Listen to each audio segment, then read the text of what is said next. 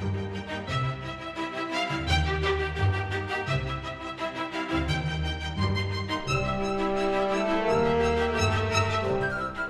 to the Art Scene.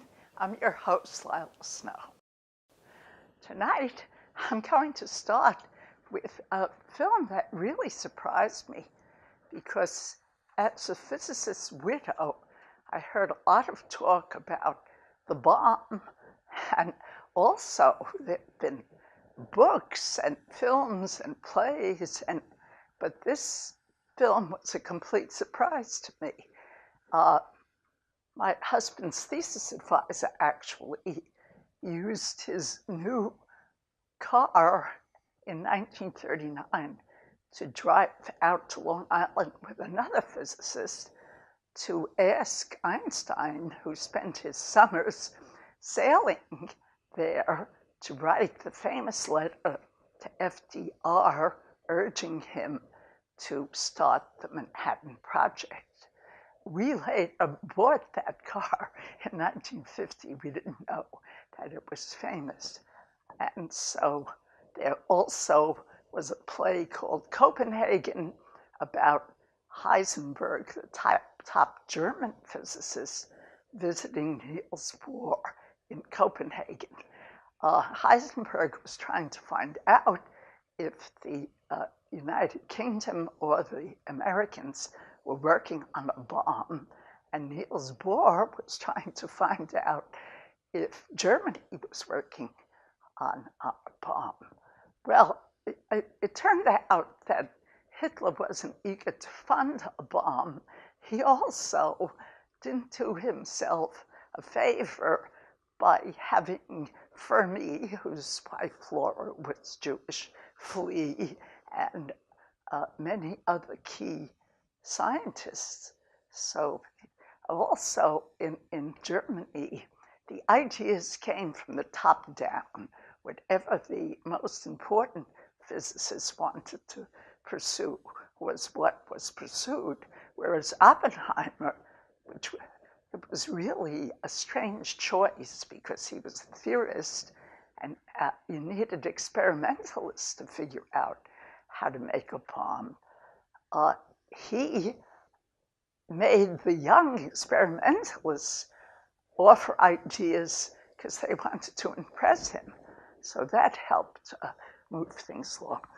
Also, there was a film with Kirk Douglas playing Berg, Joachim Ronneberg. The day I was working on that, the New York Times had a major obituary on the front page, which was unusual. And he had died at the age of 99. And Kirk Douglas plays him, and he did this heroic, the heroes of Telemark. He destroyed the heavy water in Norway, and the Nazis were already in place, so there had already been an unsuccessful raid, but he managed to get through.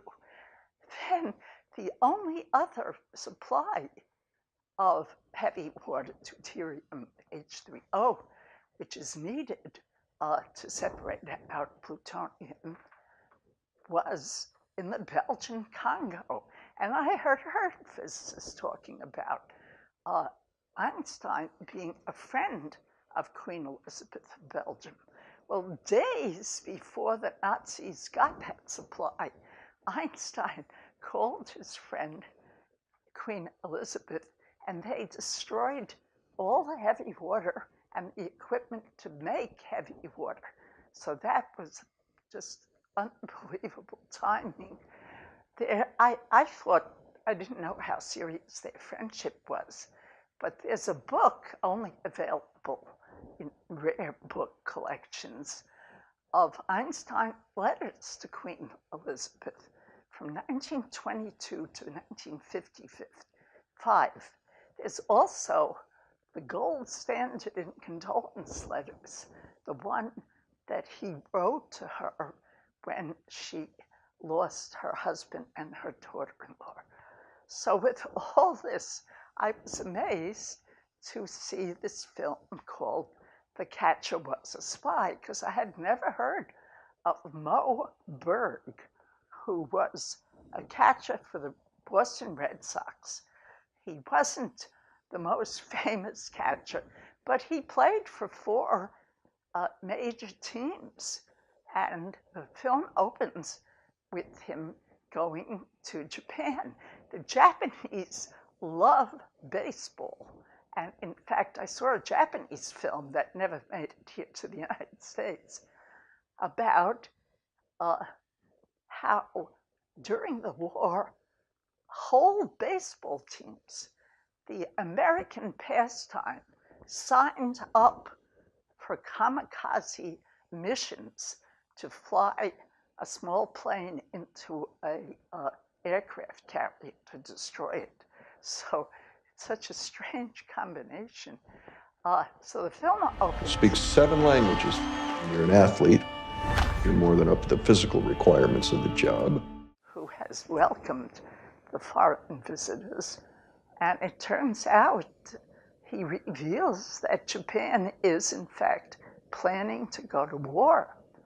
So he goes back to the United States, and he's recruited by the OSS. There's a mission to go to first they say to kill Heisenberg, but that doesn't really meet with enthusiasm. But you see him in Italy talking to Italian physicists, and he's supposed to find out if the Germans are working on a bomb. So I was really surprised by this film. I had never heard anything about this guy. And now on to a personal note, because we just have had a lot of talk and commemorative events about World War I. And my father was in World War I. He came to this country at the age of 8, the eldest of 5 children. And although Harlem in New York City is known mostly as an African-American community, they also had some Jewish immigrants. And I think because he grew up there, when he volunteered as a skinny 17-year-old who then became an officer, they put him in charge of a black unit. And not many people know that the black units did not have weapons. The Army, all the armed forces weren't integrated and given weapons until Truman became president. So I was really surprised when I saw the film Glory, because that's about a black unit in the Civil War. It turns out 10% of the troops were black, and they had weapons and they fought heroically. Well, when the black units got to France, they were incorporated into some French units. There are commemorative areas in World War I that talk about the American black units fighting with the French units. So very little was said about that, and they really played an important role in World War I. And on to, I happened to see a British film, recent British film, made about World War I. Oh, I also wanted to mention that the New Yorker has a major article that if you thought the beginning of the war was a senseless slaughter, it decimated the next generation in England, and the privileged men went to serve. Also, the Canadians lost a lot of troops, and Australia lost a lot of troops. So in Journey's End, a privileged young man who wanted to go and join a unit that did very dangerous missions because they tried to capture German soldiers for information. So if 4 officers and 10 men went, and 2 officers and 5 men came, foot soldiers came back. It was considered a miracle. And in northern France, you can see churches that have plaques about 1 million British soldiers lost. So the New Yorker article points out the end of the war was even worse than the beginning, because the Germans saw they were losing and asked for a peace negotiation. And 5 weeks later, nothing had been done, and 500,000 soldiers were lost. They also had, they didn't tell the Allied troops that the war was over. So they kept fighting, and thousands were lost for that. So what a disaster. The BBC journalists wore poppies to commemorate the event. So before I get into the audio books, which really surprised me because it's a totally different experience, whether it's a classic or some new, what's called just light reading. I just want to add one film because talk about timely.